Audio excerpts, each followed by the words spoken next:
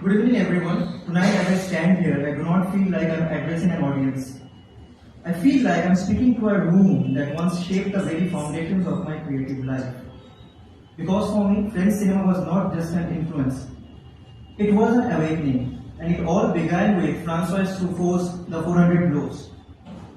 I remember watching Antoine Donnell running through the streets, lonely, defiant, yearning. That final freeze frame, it hit me like nothing else had. It told me that cinema can end with a question, that the human face when held long enough becomes a story in itself. That was the moment I knew I didn't just want to make films, I want to listen through cinema.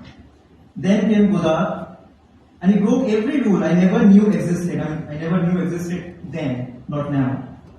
His cinema did not want to impress, it wanted to provoke, to tease, to disconstruct.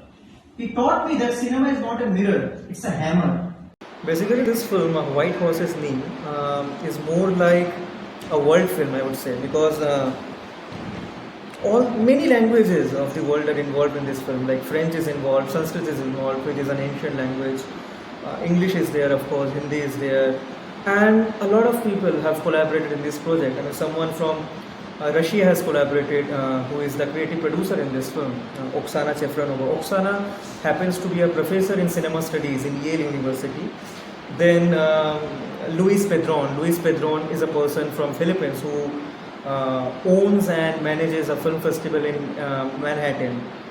And after that, we have also got some very influential people on board from India and from Italy. There is a producer from Italy, Paola Pagliocca. She is also involved in this film. So this is all about this film. This collaboration, this worldwide collaboration, this international collaboration has actually helped this film to steer ahead. Because a film like this, which is I would say an art house film, is very difficult to make an art house film in any part of this world.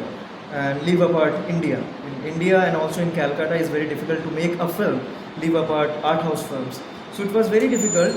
Thankfully, many countries came forward, many artists came forward, and I also got to know one very important thing, that no one invests in good or bad projects. People invest in people, basically. People invest in human resources.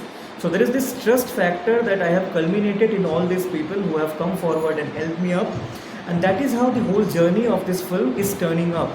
And also from India, we have some very influential technicians on board, like Arun Rama Verma, who is the sound designer of this film, who has worked with stalwarts like A.R. Rahman, who was the sound designer in Jallikattu, who also worked in my previous film, The Zebras, which also competed at the Oscars, which featured Priyanka Chopra and Sharif Hashmi. So yeah, he is there, and there is an Italian composer who is composing the score of this film. So it's all together and world cinema, because I have been a film theorist before coming into cinema. And so I have kind of utilized all these film theories in this, and I have always believed that there is nothing known as barriers in the field of cinema. It is always world cinema when language is never a barrier. So that's how this film came along, that's how all the like-minded people who came along and joined hands to kind of make this film possible.